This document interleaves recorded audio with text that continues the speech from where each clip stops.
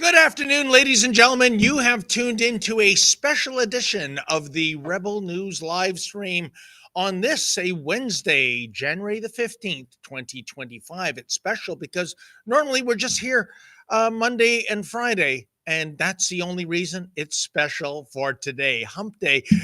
Folks, I'm David Menzies, and my co-host, before I tell you about who my co-host is, let me tell you a little bit about her. Do you know that today is National Hat Day? Yep. My co-host does not celebrate National Hat Day. I, on the other hand, celebrate National Hat Day 365 days a year. Why? Well, it's because I don't want to scare female CBC reporters. More on that later. She is the she-devil with a sword. She is the Khaleesi of Northern Alberta. She is the sensational Sheila Gunn Reid. How you doing, Sheila? David, I'm doing great. I have nothing else to say other than if there was a reason for us to have a special live stream, it is that it is National Hat Day, so that you and the hat can have your big day. I never thought of that. It was a surprise for me. And by the way, Sheila, I'm shocked. Even before I knew today was National Hat Day, and you've got the text messages to prove it, I reached out to you to get your head size. And by the way, folks, it's 7 1/8 in case you ever want to have it in your heart to give Sheila Gunn Reid a headwear gift. So I've got a very special hat coming Sheila's way. I'm scared. I'm frightened. Next time we meet. But what I alluded to was not some made up shtick. The most oft question I get asked, I think, is what's the deal with the hat? Some love it, some hate it. But I'll tell you what the deal is. During the height of the pandemic, so we're going back to 2020, 2021, I believe it was 2020, the Yahoo Nation, self-described, was protesting every Saturday in front of Queen's Park.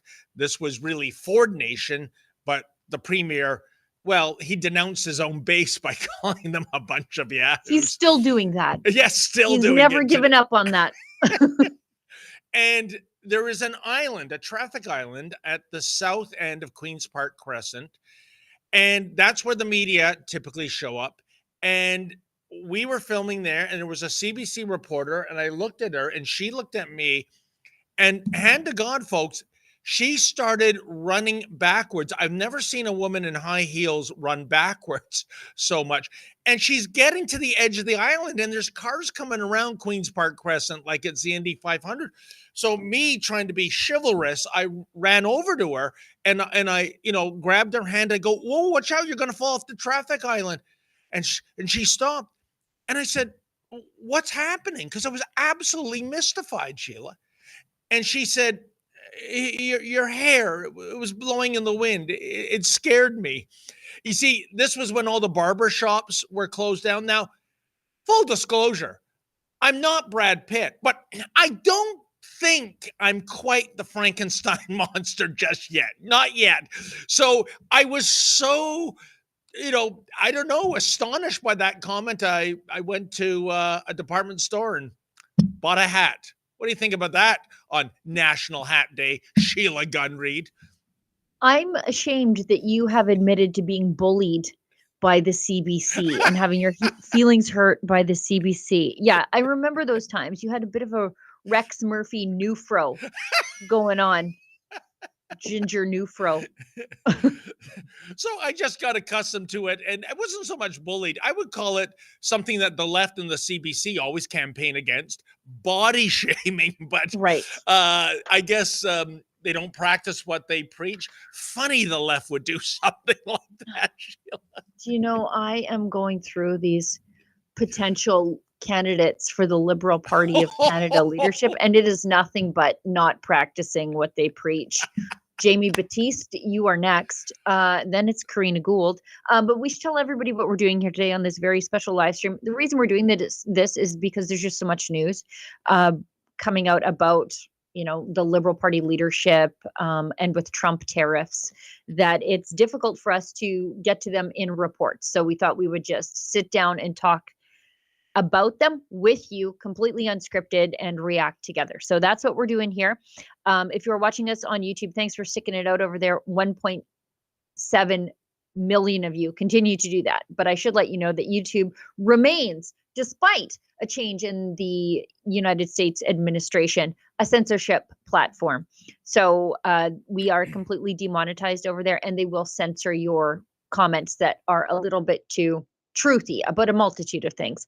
So if you want to support a company that cares about your ability to speak your mind and allows you to support us out of the goodness of your heart, unlike what Justin Trudeau makes you do with the mainstream media, just reaching into your pocket so you can give those grayish blobs of homogenous opinions over at the CBC some more money, go on over to Rumble. Rumble has a special ability for you to support us by leaving us a paid chat called a Rumble rant. If it's over the $5 US cutoff, we are obligating ourselves to read it on air. But again, I say this every week, every live stream, basically. Don't let that be the bar for entry, because we frequently make time to read the chats that fall underneath that $5 US cutoff. I should tell you and David that I cannot go late today because I'm running up to meetings and I have to film my weekly gun show today because it's Wednesday and gun show comes out 7 Eastern, 9 Mountain. So I have to get that done so that our friends can edit it and make me look smarter and more articulate than I actually am. And so, you got to get prepped for Davos too, Sheila, right? Oh, You'll be there with the team. Yeah, well, we didn't want to tell anybody, David, but you just told everybody. The World Economic Forum is coming up, as David just blabbed to the world. So anyways, we're not sure how we're going to be covering that, but it is live streamed, and it's a strange time. I remember being at the United Nations Climate Change Conference right after Trump was elected, and it was like a funeral for those people. So I imagine the World Economic Forum is going to be a little bit the same, but their people like Mark Carney and Chrystia Freeland, although she hasn't made an official announcement, are potentially running to lead, the Liberal Party of Canada, and thus become the very, very, very short-lived Prime Minister of Canada until we get the opportunity to send these people packing. So there's a lot of things we can talk about. And Sheila, speaking of the Liberal Party of Canada leadership contest, I got to ask you something in passing, just to make sure I don't need my hearing examined again. Did you say Jamie Batiste? Yeah. Yeah. I mean, they're just this guy. He's the guy who said that skinny Indigenous girls are probably on meth. He also said that with all the squeals and grunting, men's tennis resembles gay pornography. Now I don't watch male tennis or tennis at all for that matter, or pornography. So I'll take Jamie's word for it. But I Yeah, mean, how this would he guy is know? just exactly, Jamie. But anyways, he wants to run to lead the Liberals, and he's really leaning into his Mi'kmaq indigeneity. So we'll see how that goes. But I mean, I tried to he'll be an scrum also him ran. back in 2019 in Atlantic Canada, and he Yeah. pretty much ran away from me. And if memory serves me, this is also the guy that goes to the gym, and his workout togs Communist shirt.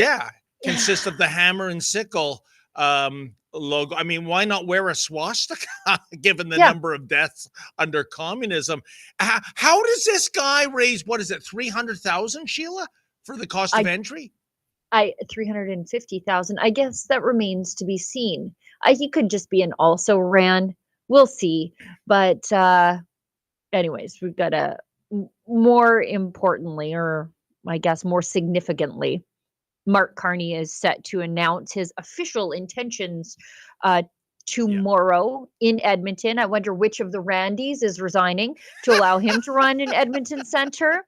But as the Liberals tend to do, they don't like to talk to Canadians. You know, Justin Trudeau, he canceled all of his Christmas end of the year interviews with the media, and they were all boo-hooing because their sugar daddy wasn't talking to them. And then he went and did a series of interviews in the United States, I don't know, campaigning for the Kamala Harris voters vote. But Mark Carney is doing the same. He went on Jon Stewart and talked about how we can be friends with benefits with the United States. These people just use phrases that gross me out.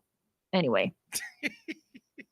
What are they making up there of the overtures and sort of trolling to Canada about being a part of the United States? Well, I mean, the bottom line is not going to happen. That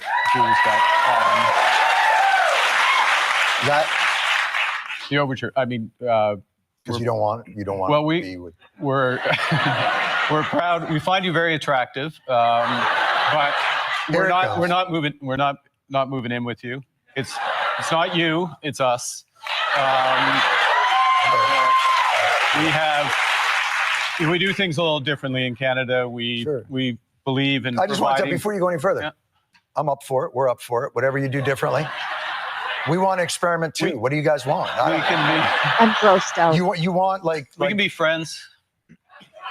There can be a few benefits, John. Friends with benefits, but we're not going to commit all the way. Benefits of trade, benefits of defense. Right. Defense. Yeah, no, we'll be cool about it.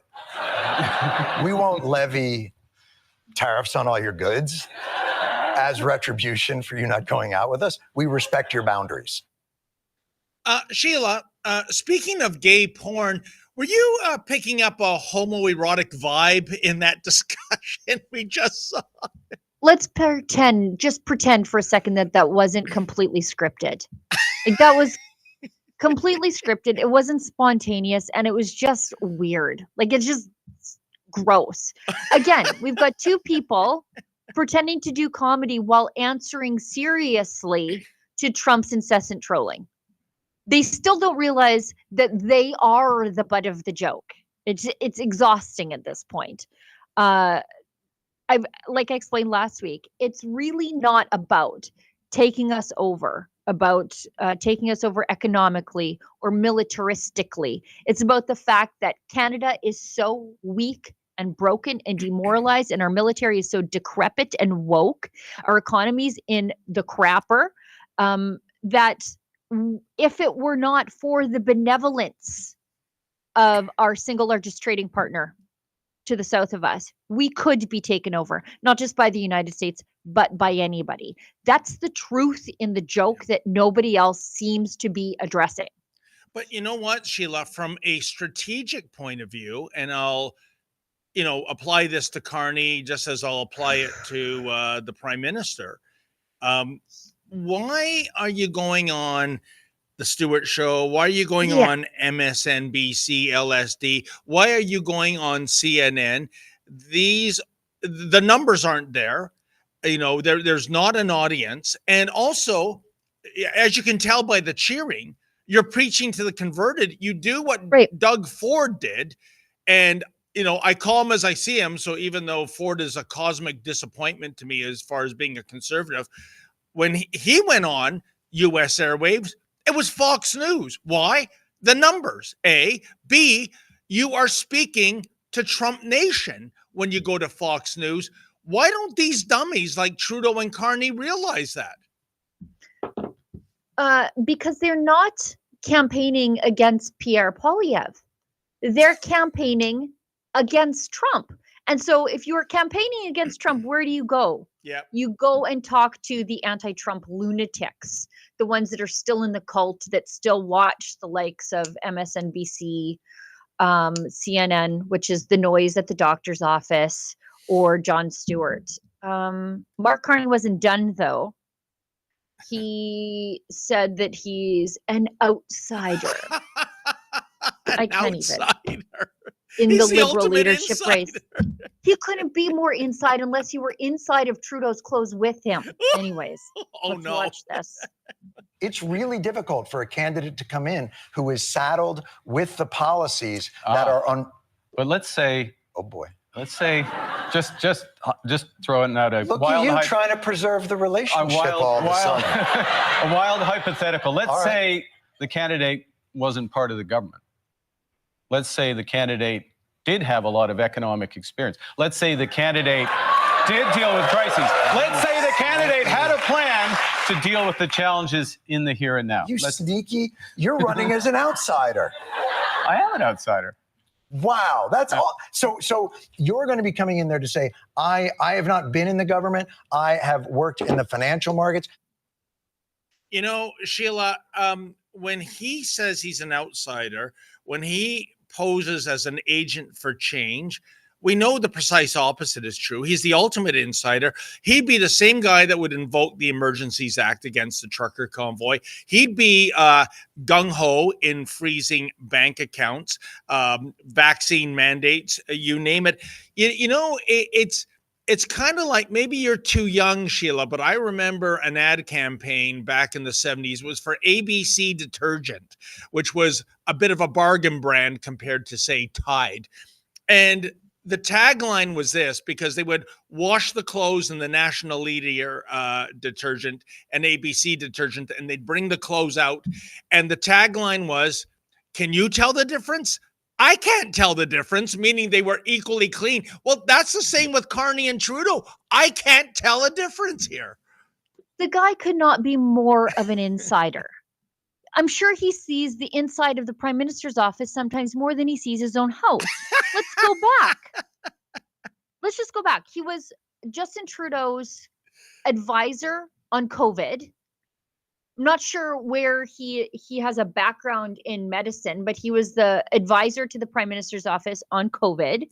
And then he was more recently acting as the de facto finance minister, as the economic advisor to the leader of the Liberal Party, which was his way of getting around ethics rules, right? Because he wasn't technically working for the government, he was working for the Liberal Party, which means that his equity firms were still able to lobby the government for preferential treatment and access to Canadian pensions. To say that he's an outsider is crazy. The only thing that he is outside of is accountability because of these little loopholes that they keep pulling. He's the unelected finance minister who is technically advising the leader of the Liberal Party and not the Prime Minister, who happens to be the exact same person. He also shares all of Justin Trudeau's goals with regard to climate change.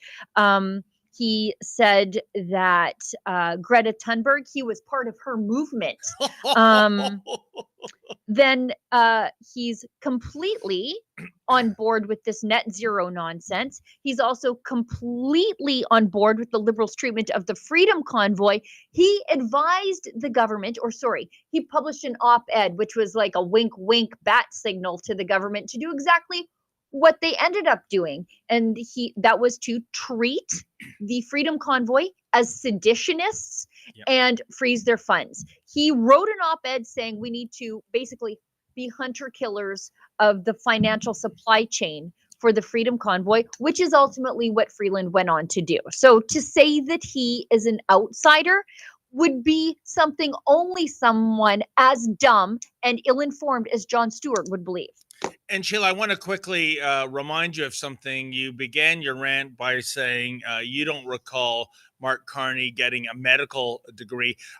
Sheila, don't you know when you're a member of the left, you don't need a medical degree, not when it comes to... You can identify. Yes, that's right. I mean, I discovered that in November outside the Sky Dome in Toronto when we were doing the Taylor Swift Streeters.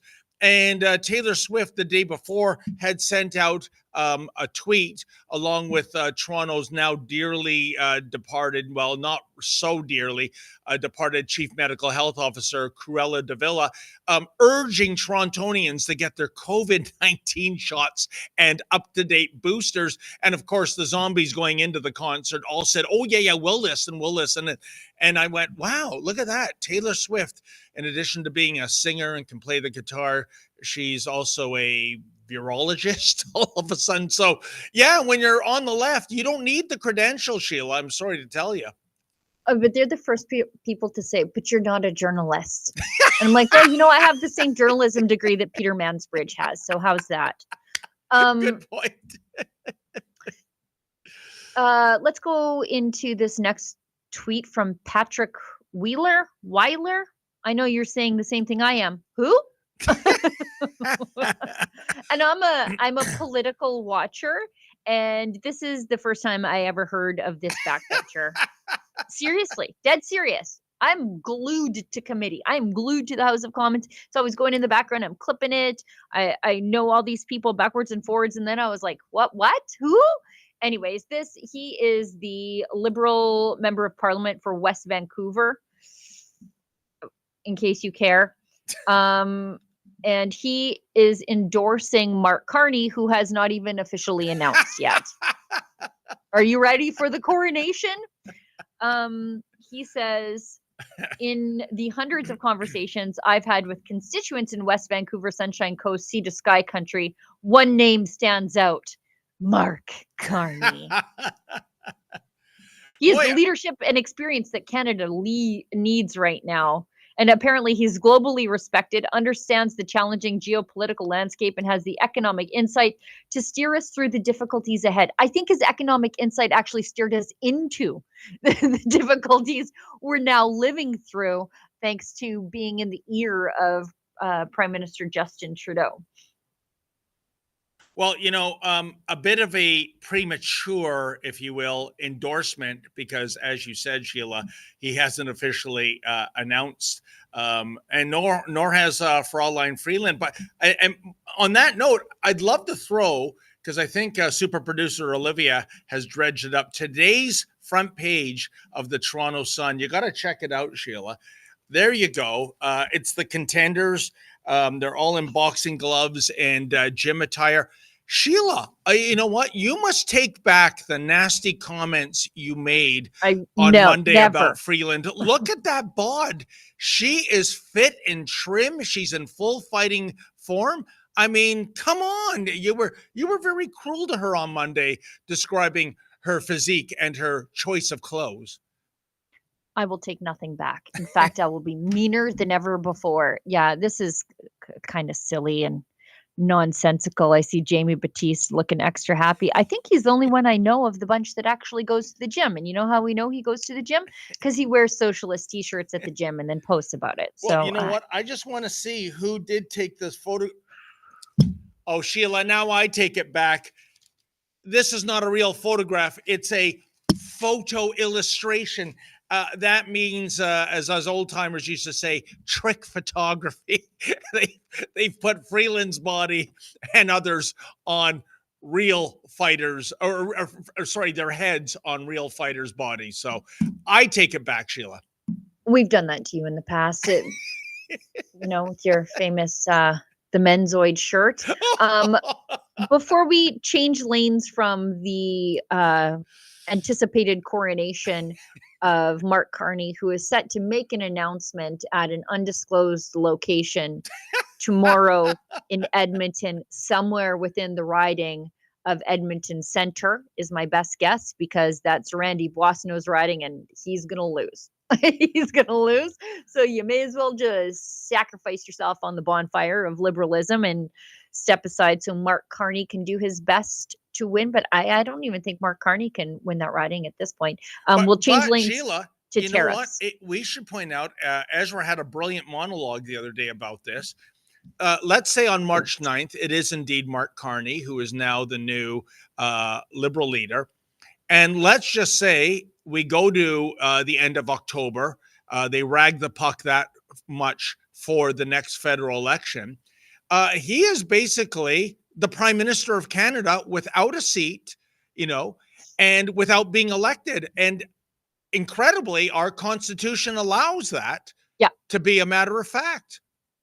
It's not just an outlandish speculation. It happened in Alberta not all that long ago with Jim Prentice. He was elected the leader of the PCs, but he did not yet have a seat.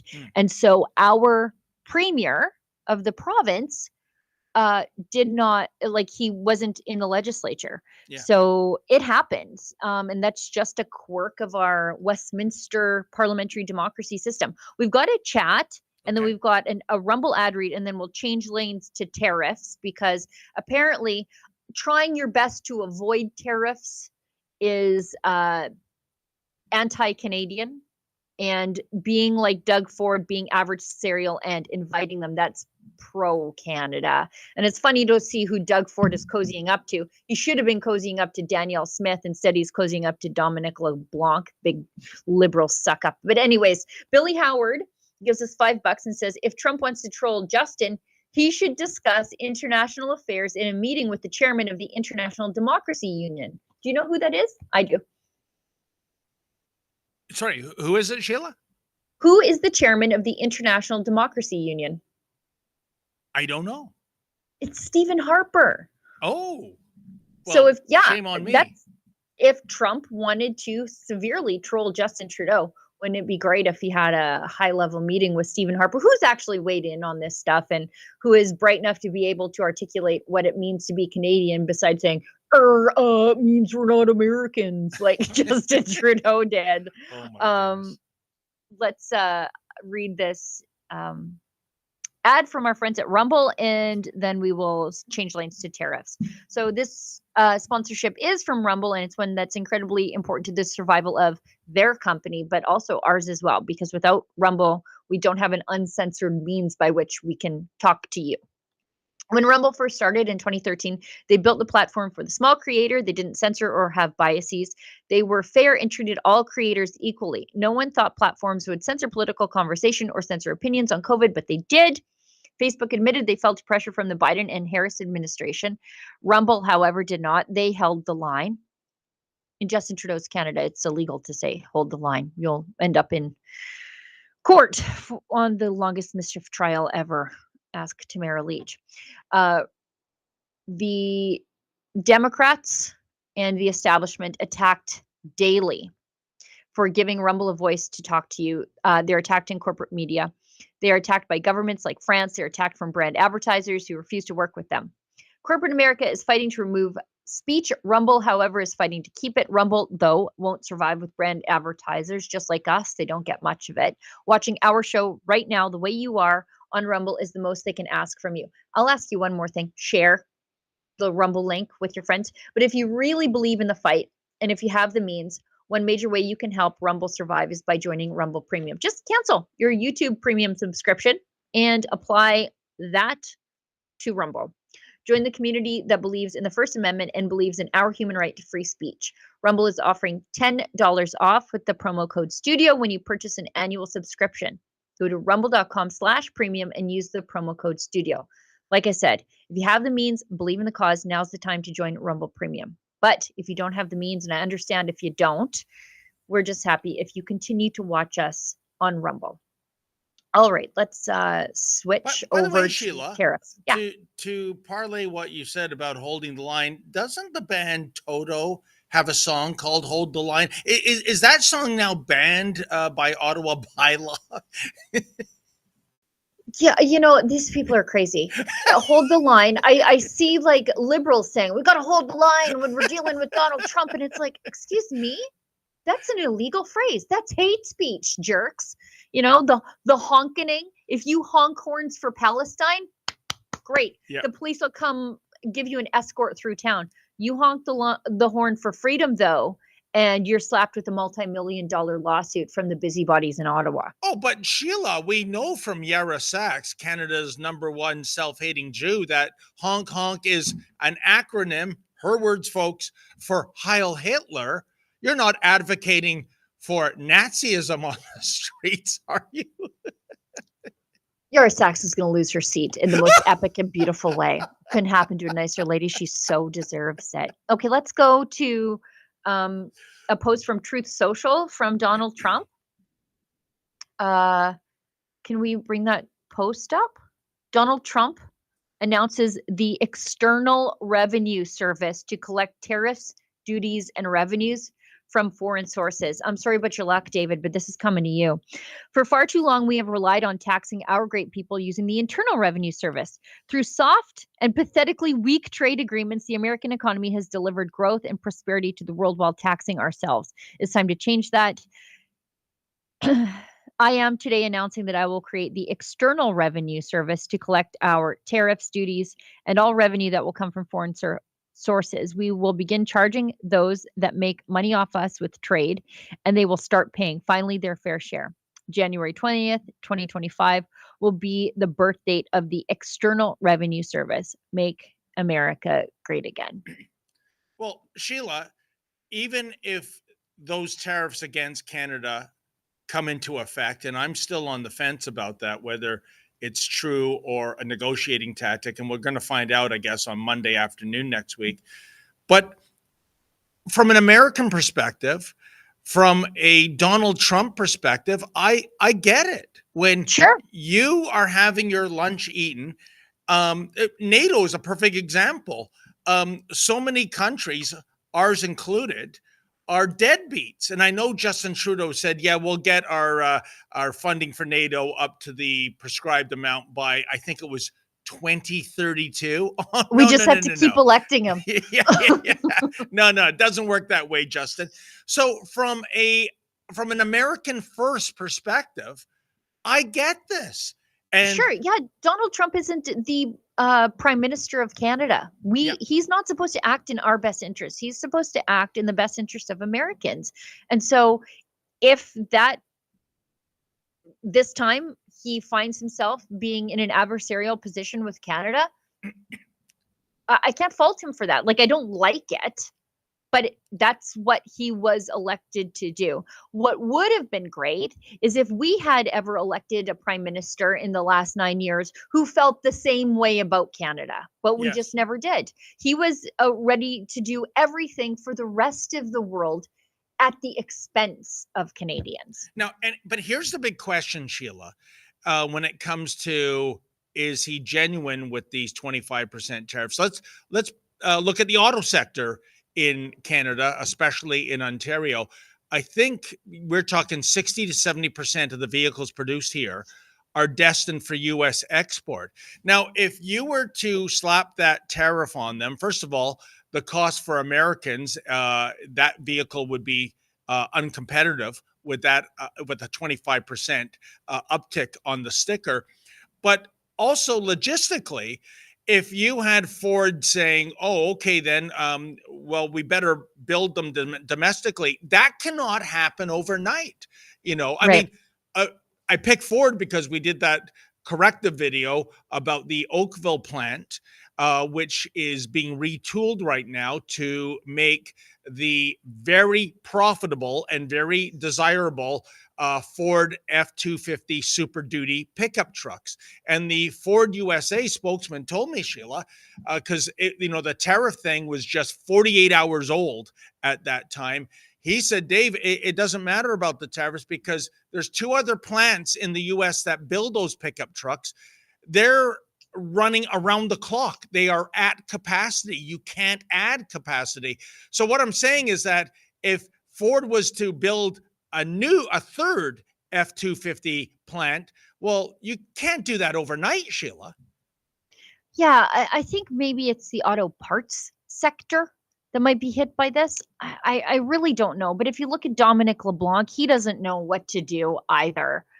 Dominic LeBlanc, who is, I think, acting a bit like, I guess, the everything minister right now. I think, and it's a problem that we don't even know, but I think he might be the deputy prime minister right now.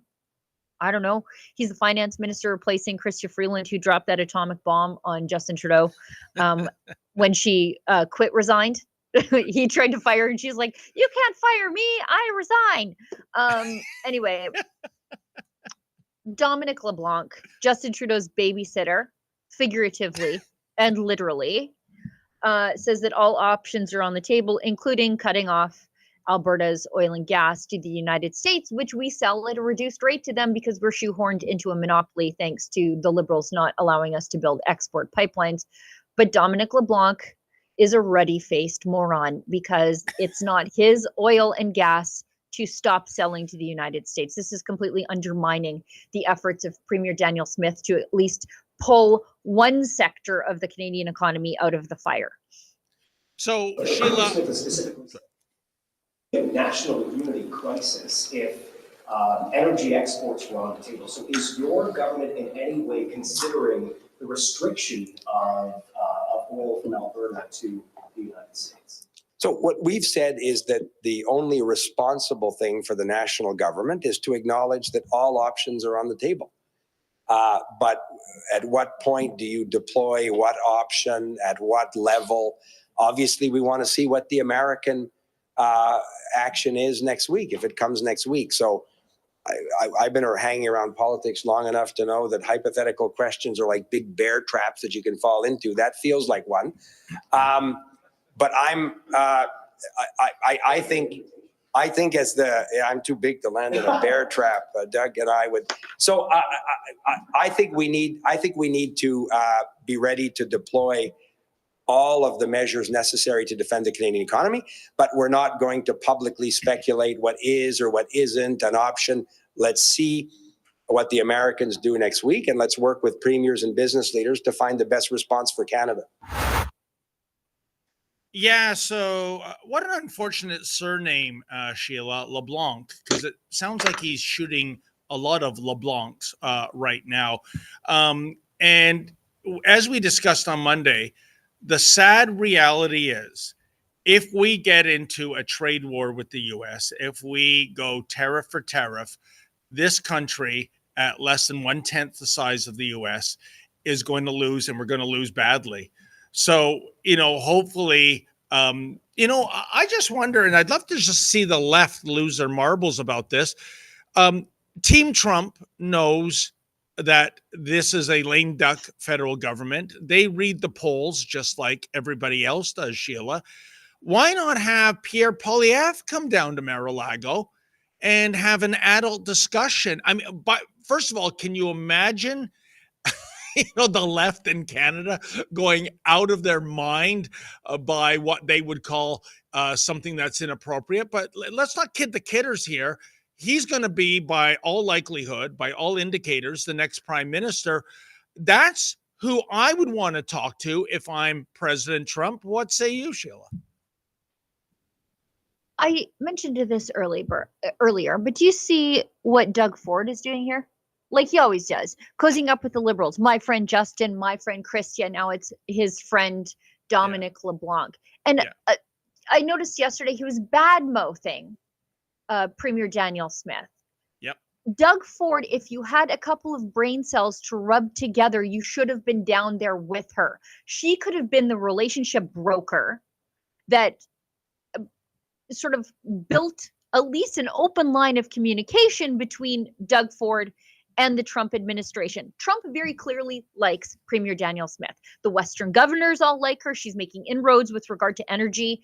And she started that like the second Trump was elected. Doug Ford did not do that. He doesn't have any foresight on this issue, and he's cozying up to the people that Trump doesn't like. A lot of times it just comes like Trump's foreign policy sometimes comes down to, do I like you or do I not? Yeah. And right now, Trump does not like the Trudeau Liberals. So why is Doug Ford affiliating himself with the Trudeau Liberals instead of doing everything he can to distance himself from the dumpster fire that Trump doesn't like and they don't like him? You know, Sheila, that is an excellent question. And I defer to the only answer that makes sense from some of the insiders I've spoken to, which is to say, and it's disgraceful, if you ask me, but the Doug Ford people with the Ontario Progressive Conservatives do not like, very much do not like, the Pierre Poilievre federal conservative people. So there's warring factions. And I would say if I could get them all in a room, come on, guys, we're all supposed to be conservatives here. Well, I know that's a stretch goal, as Kathleen Wynne would say with Doug Ford. But seriously, let's determine who the real enemy is and get rid of all this internal bickering. I don't understand why Doug Ford wouldn't want to do a little bit of learning from the federal conservatives who have, in a very short matter of time, 2 short years, turned the party around from a party that lost a very winnable election to the party that is going to absolutely smash the Liberals into dust. Why wouldn't Doug Ford say, man, we could stand to learn a little something from those people there? But he's not. He's not. I don't know why he's cozying up to losers. And you know what, Sheila, it doesn't have to be conjecture for him. If anyone is aware of a quick political turnaround, it is, drumroll please, Doug Ford. We go back to January 2018 when Patrick Brown was forced out amidst scandal and the knowledge that this is not going to be the guy to win us a majority government in Ontario, because first he threw the social conservatives under the bus, then he threw the fiscal conservatives under the bus, and basically that's everybody. So in January, he was dismissed. Keep in mind, the election is June, less than 6 months away. By March, the Ontario PCs had their new leader, Doug Ford, and he went on to win a supermajority and then another supermajority. So what I'm saying, Sheila, is that you shouldn't need to sell this to Doug Ford of all people. Doug Ford was happy to pick up those social conservatives and then throw them to the wolves also. Yeah, that's true. You know, you just, if there are a couple of things you cannot trust in this country, it's anything that comes out of Justin Trudeau's mouth and Doug Ford's PCs. God only knows what you're going to get out of them. Let's Doug going. Ford's what did you say? PCs.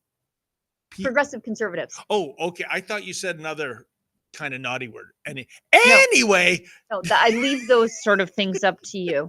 Hey, you're the one that brought up gay porn earlier, Sheila, not me. No, I didn't. Jamie Batiste did. And I was just simply reiterating what Jamie Batiste was talking about. We've got some stuff that we need to talk about. Let's get through what's left of the tariffs nonsense. And then I think maybe we should talk about the hostage deal. That doesn't seem like much of a deal at all. Okay. The former Prime Minister of Canada, Stephen Harper, who we talked about a little bit earlier, he's pushing back on Trump's comments about making Canada the 51st state. But I haven't even seen this, but if I had to guess, he's doing it in a less than confrontational way with our American friends, probably strongly reiterating what it means to be a Canadian as opposed to how much better we are because we're not Americans. according to President Trump, about $200 billion a year protecting Canada. Went on saying he doesn't need, the U.S. doesn't need Canada's lumber, cars, or dairy, and maybe even Canada should be a 51st state. A lot out there just in a couple weeks. What's your reaction to all of that? Well, I must admit some degree of surprise. We've always, I was, ran in fact, our Conservative Party is a very, pro-American, pro-Western party. I was probably the most pro-American Prime Minister in the history of our country. I view our relationship with the United States as one of Canada's great assets. You are our closest neighbor, our vital security partner, and not just our friend and shared comrade in the propagation of the values of the free and democratic world everywhere. And I've always viewed this as a tremendous partnership. I understand that Donald Trump may want some changes in trade arrangements, but I must admit to being shocked by some of the things he said. They're just not so. First of all, we don't actually sell dairy into the United States, or sell almost none. So that's not true. Canada, it is true that Canada presently has a modest trade surplus with the United States. The reason, Gabe, we do is because you buy so much of our oil and gas. In fact, you buy it at a discount to world markets. It's actually Canada that subsidizes the United States in this regard. And, so maybe my response is maybe Canadians, if Mr. Trump feels this way, should be looking at selling their oil and gas to other people. We certainly have always wanted to do some of that. Maybe now's the time to do it. And when we talk about subsidizing Canadian defense, I don't know what he's talking about. We have a shared defense of North America. The United States does that because it's in the vital interest of the United States. Do you want Canada to be a neutral country? I kind of don't understand. I just don't understand that. I don't understand that argument. There's many things he's saying. Even when you talk about migrants, first of all, there's no major migrant flow from Canada to the United States. You've obviously got an enormous problem on the southern border. By the way, I'm completely sympathetic with Donald Trump's position on this. I thought the policy of open borders of the Biden administration was disgraceful. I mean, I think it was a violation of President. I know Joe Biden personally. I like him, but it was a violation of his fundamental duties to the country. And of course, President Trump wants to change that. There is no migrant flow happening from Canada to the United States in any significant numbers. And I'm going to tell you right now, drugs, guns, crime, most of those things flow north, not south. A lot more flows into Canada from the United States than flows out of it. So, well, Sheila, he makes some excellent points. Boy, I'm getting so nostalgic to see an adult in the room, to see someone with gravitas, to see someone who comprehends all the issues and comes from this debate with an informed perspective, because it's not what we get from the Liberals. And I don't want to be partisan about that, but it's just true, isn't it? Yeah, I mean, again, it would be wonderful if we could sell our oil to other markets as well as the United States, but it takes time to build pipelines, and Justin Trudeau would not allow us to build export pipelines. That's just the way it is. Not only would not allow us to build the ones that were proposed, but also sabotaged any future pipeline proposals. Through an onerous regulatory process that is the prohibition in and of itself. And, it is true that the net flow of migrants flows north, not south. However, we have become a bit of an exporter of terrorism. And, how many American lives should be jeopardized by the fact that dangerous people are coming into Canada and using Canada as a launch pad to potentially commit terrorism acts in, for example, upstate New York. I'm like Stephen Harper. I'm sympathetic to Trump's positions, and I can understand why Trump is adversarial with us when you're dealing with Justin Trudeau, who neither understands the issues that the Americans are facing, but doesn't really seem to understand the issues that Canadians are facing either. And you know, on that issue of border security, as Stephen Harper said, yeah, the lion's share of the problem by far is the southern border. It's a sieve, thanks to the Biden-Harris administration these past 4 years. But Trump's not even in the White House, Sheila. And what have we seen? We've seen the province of Alberta and Ontario beef up border security on their own. We've even had the feds announce, you know, they're investing in new drones, sniffer dogs, and so on and so forth. And that's without him even being in office. So he does get results. And by the way, I want to just say, I'm glad Stephen Harper cleared up the milk issue, because dairy always came up. We don't need your dairy. And it was always news to me, Sheila, especially since we have the odious supply management system in Canada, which, by the way, was brought in by Justin's alleged father, Pierre Elliott Trudeau. I never thought we were an exporter of dairy to the U.S. And, I guess Stephen Harper, clarified that. And, when I filled in for Ezra for his monologue on Friday, I did 7 humorous reasons, hopefully they were humorous, why Americans want nothing to do with Canada. And one was milk, because unlike the US, we sell milk in plastic bags here. We don't sell milk in plastic bags here, only there. But there's more parts of this country than just there. Well, I'm talking about the center of the universe when it comes to Canada. Right. And what Americans call whole milk, we call homo milk. I mean, imagine that, Sheila, homo milk in plastic bags. I guess we're getting close to gay porn again, aren't we? But yeah, I mean, it is a fundamental misunderstanding of the food supply chain in this country. If you think we're exporting milk to the United States, excuse me, we're a country that would rather spill milk on the ground, making it more expensive for poor people in Canada, than export it to the United States. And folks, that's not a joke. Yeah. There are farmers that they're obliged to dump perfectly good milk because they're going to exceed quota. And we had an example of that last year, didn't we? I think it was in the Niagara Falls area. A dairy farmer went on social media. He's gone really quiet. I think the dairy people really wrapped his knuckles. But he showed the video of, gallons and gallons, or liters and liters, if you prefer, of milk just going down the drain when we have food bank use at a record high in this country. That's despicable. Yeah, I mean, I think they call the Canadians colloquially in Bellingham, Washington, the Red Plague, because we descend on the Costco there and buy up all the milk and the cheese, thus irritating the locals, because Bellingham is sort of right across the border. They call us the Red Plague. They really do.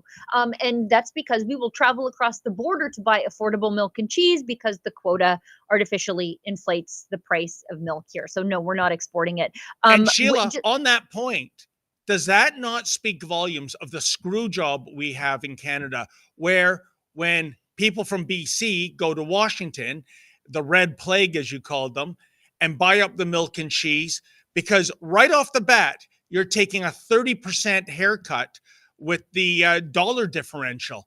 And even with that, it is still way cheaper to get your dairy products in US dollars than it is to buy the domestic products. It's a fake market. It's a monopolistic system here where the prices are artificially fixed. Before we move on from this, just one more thing on this, and then we'll get into the hostage situation, because I cannot go late. So we'll talk about this one video, do an ad read, and then we'll get into the hostage deal. I'm not sure if it's a deal that is struck to release some remaining Israeli hostages. It is a video of Prime Minister Trudeau and Doug Ford talking about preparing for Trump's tariffs and the so-called Canadian unified response in retaliation. Go ahead. This afternoon, we're going to dig into the response to possible tariffs. We will have already been and will continue to be united in standing up for all Canadians, standing up for the national interest. And a big part of that is actually defending and promoting the most successful economic relationship the world has ever seen, in the face of shifting geopolitical pressures and realities. We are the best friend to Canada, and we can do lots of things together, and we need to make sure that doing those things together is as easy and as beneficial on both sides of the border as it possibly can be. We also need to learn more about where the government's retaliatory tariffs. I'm a strong believer in retaliatory tariffs. You can't let someone hit you over the head with a sledgehammer without hitting them back twice as hard, in my opinion. We're also eager to learn more about other considerations that we can hit back beyond the tariffs. And lastly, we need to hear from the federal government about how quickly and effectively the support comes to workers and businesses through the tariffs that we receive. It's absolutely critical we get it out to the people as quickly as possible. You know, I've been in business for years, like a lot of people around. I think that's good. So that's Ford's solution is fight with the Americans unnecessarily and just get handouts to preserve Ontario jobs. That's their solution here. You know, Doug Ford talks about getting hit over the head with a hammer. His comments lead me to believe that he's been hit over the head with a hammer multiple times. Like, this is the best you can do, is just sit there and say, oh, we're going to hit you back with tariffs twice as hard. Why don't you guys bring the temperature down a little bit instead of just being like this with the Americans? Sit down and find a way to meet in the middle. Yeah. I totally agree with you, Sheila. But maybe for Doug Ford, I recall the tagline for Jaws 4. Remember, this time it's personal. And I know this is a way out there theory, but his bread and butter business is deco labels. And maybe he's worried about what the tariffs will do to that little chestnut in the Ford family fortune. Just speculating here, of course. You think they're buying a lot of stickers in Detroit? I'm not sure. Oh yeah, maybe that is a domestic kind of lion share, Sheila. Especially stickers that say, "Oh, I don't know, going out of business." Yeah, no kidding. Yeah, fire sale. We've got a message from 5G Free. I want to talk about the things that people are afraid to talk about. Who's in control of America's nukes? It's not Biden. Yeah, that is frightening, isn't it? Meanwhile, we have Russian ships off the coast of Florida and full-blown wars in Ukraine and Israel. The world is at its most unstable point since World War II. With nuclear weapons, the stakes are 10 times higher. Just 10 times? I feel like it's more. How do people like you and I stay safe? Every prepper needs to have RadioGuard Ace, the only FDA-approved drug to treat radioactive fallout. Only the feds had it until now. That's why Rumble partnered with 5G Free, the only company in the world that has a supply of RadioGuard Ace and the ability to prescribe it prophylactically. Get their radiation emergency kit with RadioGuard Ace, potassium iodide, Zofran, and a Geiger counter. There's simply no other tool in your arsenal to protect against a radioactive threat. So go to 5gfree.com, code STUDIO to save 15% and get your radiation kit now. Okay, let's go into this hostage deal. David, I'll let you take the lead here. Well, we're talking about, first of all, Sheila, my heart breaks for these hostages. Let's keep in mind it's been over 460 days since these hostages have been held in tunnels, catacombs, really, if you ask me. We don't know the condition of their health. We don't know how much torture, how much raping has occurred, how many ailments have gone untreated. It's horrific when you even think about it. But equally so, Sheila, if there's any kind of deal where you are having mass murderers, not just, shoplifters, but we're talking about mass murderers, terrorists, released from Israeli prisons, this is throwing gasoline on the fire. But, at the end of the day, you have to wonder, that 400 number, like I said, it's about 460 plus days for the hostages. I'm having a flashback to 1981 when the U.S. hostages in Tehran, Iran, were finally released 444 days after being detained. And what was happening in January of that? Oh, yeah, that's right. Ronald Reagan was taking power. So I guess, as you know, of course, everybody wants these people who have been tortured and victimized beyond comprehension to be released. But let's keep an eye on who is going to be let out of Israeli prison, Sheila. Right. So it sounds like the deal is only for 33 of 98 remaining hostages, and 10 of those 33 are dead bodies. So they are only bringing home 23 alive. I mean, it's just a small, I mean, if you are one of those families, this is absolutely a victory for you. And I don't begrudge them that. And I don't begrudge those bodies coming home. That is essential to the families of the dead hostages. But this leaves a lot of civilians still there. And this features a 6-week ceasefire. Now, my problem with the 6-week ceasefire is that it allows Hamas to recoup and resupply itself. And here's another problem with the offset of this. So there will be terrorists released from Israeli prisons in exchange for these 23 remaining alive hostages. And Sheila, that is, and I that, think, sorry, just before I go on, 13 years ago, Hamas chief, the architect of the terror attack on October 7th, Yahya Sinwar, was released by Israel in one of these swap deals.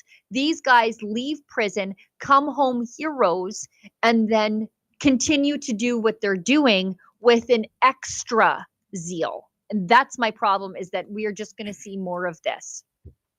2 points I want to make, Sheila. Whenever we hear from the pro-Hamas types about the disproportionate use of force by the IDF, because we had, almost 1,200 people die on October 7th, 2023, whereas far more have died in Gaza with the response.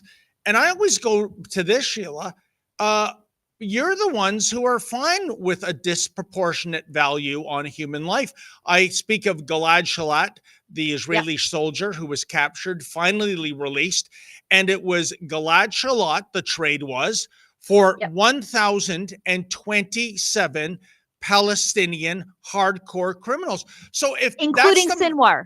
Including Sinwar. Exactly. Sinwar was released in that deal. That's the math I'm working on. It's not 1-to-1. It's 1 to every 1,027. So I guess if the Israelis kill 1,028, well, yeah, then maybe you can make an argument for disproportionality. But the big picture is this, Sheila. It all comes down to Iran. Iran is the one funding Hamas, the Houthis, Hezbollah. They have poured billions of dollars into a fool's errand. They are all losing this, all of them. And Iran itself, I'm going to make a prediction here. I think in the next 4 years, there is a serious chance of finally Iran, the mullahs there, being displaced. I think this is a regime teetering on the brink right now. And with Trump coming in, with the sanctions going back on, they know that. They're scared shitless. And it's not going to be a big deal to get them removed. It's more of a nudge than an armed conflict. And remember, like I said, Iran is the ringleader behind all these terror groups. Why don't we go for the head of the snake? Well, and I think we're going to find out more details about this prisoner swap, although I won't call it a prisoner swap. Some of them are rightful prisoners and the rest are hostages. About who's involved in the swap, I think the devil is really in the details, and that'll come out in the next hours and days. David, I hate to say it, but it is 12:01 Alberta time, which makes me 1 minute late for my next interview. So I've got to wrap. David, close us up. Well, thank you so much, Sheila, and thank you for that precious 1 extra minute of your time. Well, folks, a tip of the hat to all of you on National Hat Day. Sheila and I will be back here on Friday to do it all over again. Until then, as always, stay safe and stay sane. We need to be able to deal with both when and if they occur. I think both sides of the border have to work diligently to make sure that they do not occur. Our southbound flow that we've cut to historic lows in December is a significant gain. They need to make sure that any migration that may occur in an unplanned way to Canada doesn't occur. Those folks are not welcome to Canada if they are doing so in an irregular fashion. And any migration that is controlled has to be done in a way that has Canada at the table with the US.